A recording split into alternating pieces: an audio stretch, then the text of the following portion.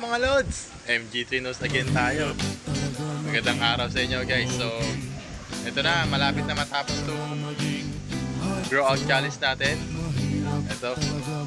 So, gagawa na tayo or ayusin natin show tank para sa pagpasa natin sa final. So, papakita ko na sa iyo yung mga grow out na patapos na. Ito guys, tingnan nyo na to. Ito yung show tank natin. So ayusin na natin yung pintura niyan konti, ayan o. Tapos pati itong puwet or yung bottom, pinturahan na rin natin guys. Ayan o. Tapos tatanggalin natin yung mga watermarks. Yan, madali lang yan. Papakita ko sa inyo mamaya paano tanggalin. So pati may konti siyang crack dito, tumatagas. So i-resealan natin ng konti. So halika na guys, ayusin natin to. So ngayon, tanggalin muna natin itong mga dumikit na old na tawag doon na sealant. Ayan o. Tanggalin natin.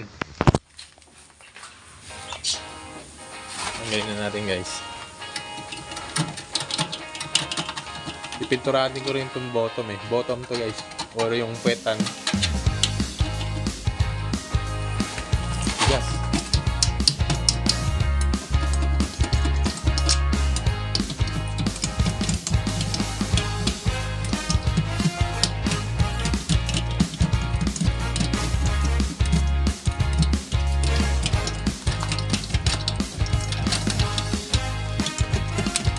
Saka pala kailangan natin itong palitan ng styro or matte. Ano ba? Ano ba?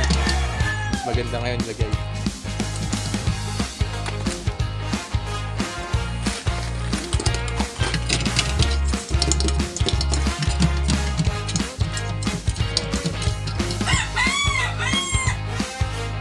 Okay, so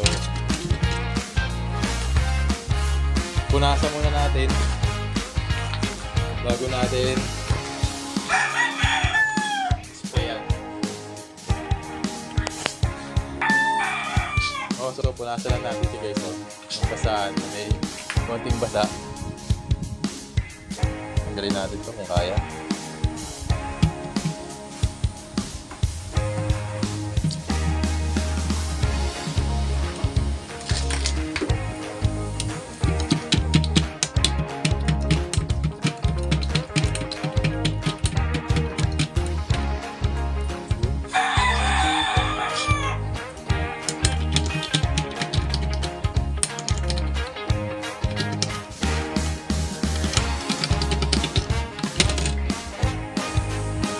So okay na guys, okay na. So punasan na natin siya ng may tubig. Para mamaya tuyo na, magpipintura na tayo. Ayan. Okay, so punasan para mawala yung alikabok, pumasok yung pintura.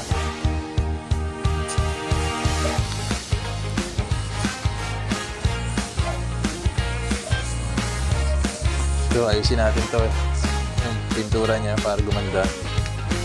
Ayan, para mamaya kapit na kapit yung pintura natin guys.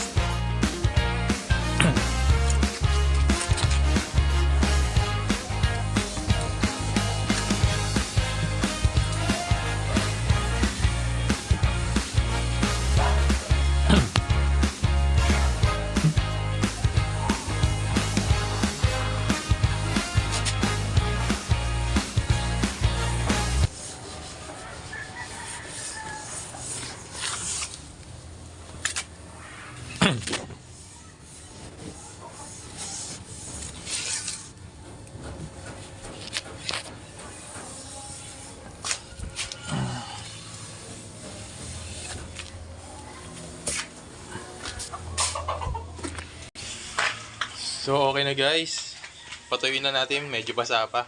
Tapos isprayan na natin ng Pilox. Maya guys, let's go! So ganito lang magpintura guys. So Pilox lang ginagamit ko para sa aking grooming sa show tank ko. Tara, pintura natin. So ganito lang.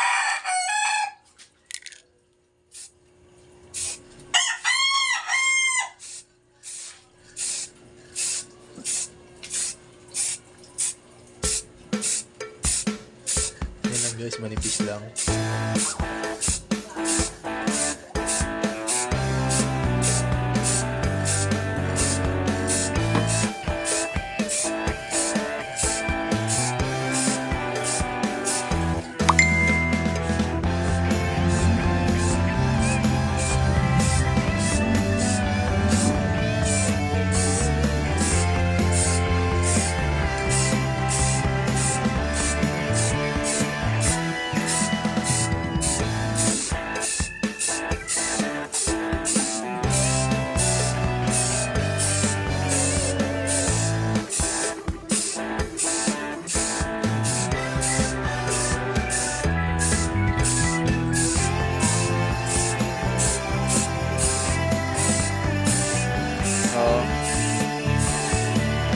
Hoy!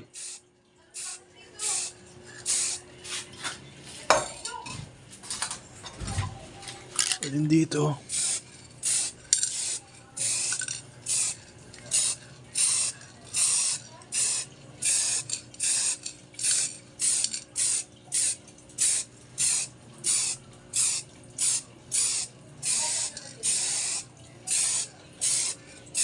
Sa gilid.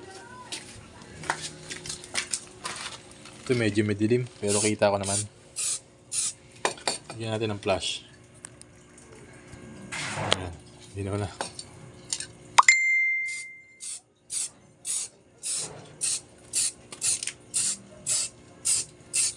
Ayan. Parang bagay na yung show tank natin.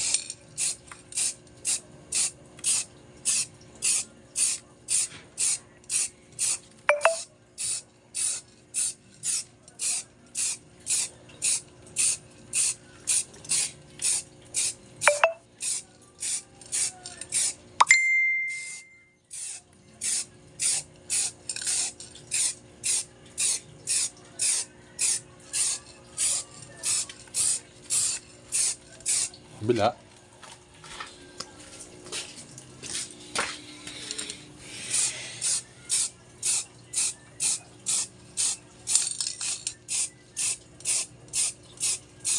Diba guys? Ganda yan oh.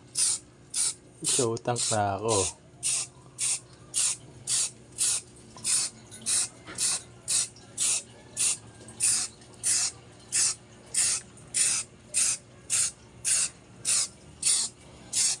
Completely blue.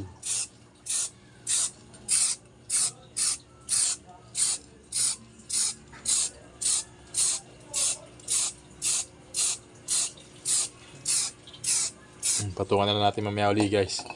So patuloy muna natin pansamantala. Show tank natin oh.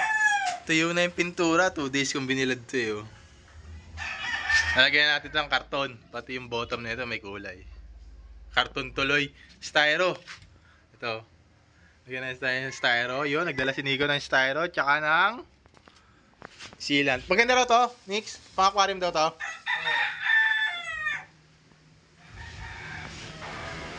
Ito. Talaga? Magkano to?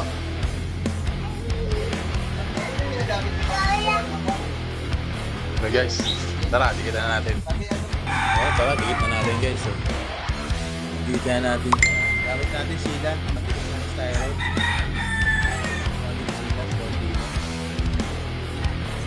Ha?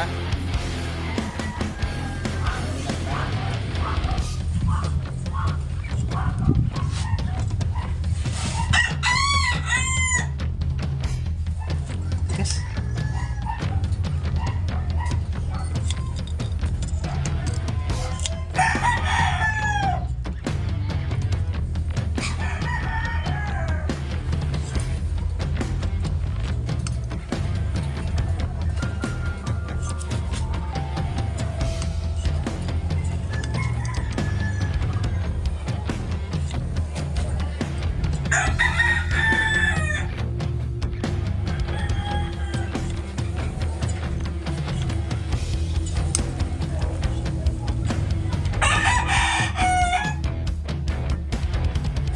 Yun! Tigas eh. Maasim no? Guys, yung amoy ng sealant, napaka-asim nito. May kausap pa kayo dito. styro. Yan, mamaya na natin ito tatabasin, guys. Mas madaling magtabas pag nakadikit na eh. Tayinan natin.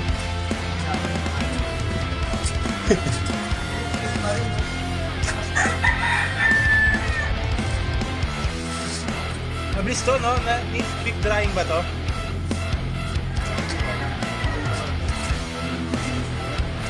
Mabilis na eh. Yun guys, tapos tatabasin natin mamaya. Tapos patungan pa natin para dalawang pato makapal. Tapos tabasin na natin. Ha? Eh? Grabe nga yan. Tabasin na natin to. Oh. Wag na.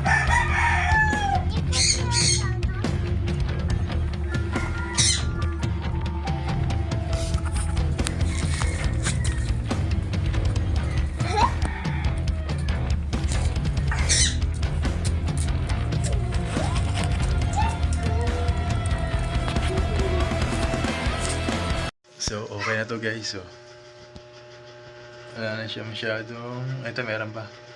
Pero okay na to. Hindi na halata yan pag may tubig na. Ayun sa gilid do. Okay na yan. So, may show tank na tayo. At tayo maglalagay na ng tubig bukas.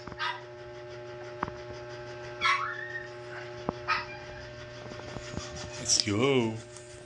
So yun guys, tapos na yung show tank natin. Ayan, lalagyan natin tubig mamaya at ng ilaw. At para makapagpasa na tayo ng video.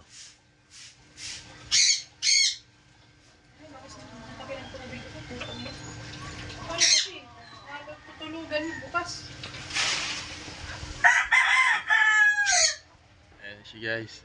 So lagyan natin tubig mamaya. Let's go! Tapos na yung show tank natin guys. Ilaw na lang ito mamaya. Lagyan natin ng ilaw, tapos mamayang gabi, good to go na, mag-video na tayo ng fish. Yun! Ang ganda. So wala nang watermarks, natanggal naman. At okay na to. Hindi na masama to. Let's go! So ito na yung finished product, ayan o. Ito yung ipapasa natin. Ayan, ito yung entry natin kay Febro 1. So, siya yung buminyag sa ating show tank. Ayan o. Hindi siya masyadong magalaw talaga na isda. More on chill lang siya eh. Pero maganda. Sana makalusot. Or kahit ano. Okay lang, kahit di manalo, importante. Finisher tayo at gumanda na yung isda natin. Ayan siya. Ayun guys, so maraming salamat sa panonood ng video ko. Sana makatulong tong ginawa ko sa inyo. So bye bye. Enjoy nyo na lang yung mga natitirang video.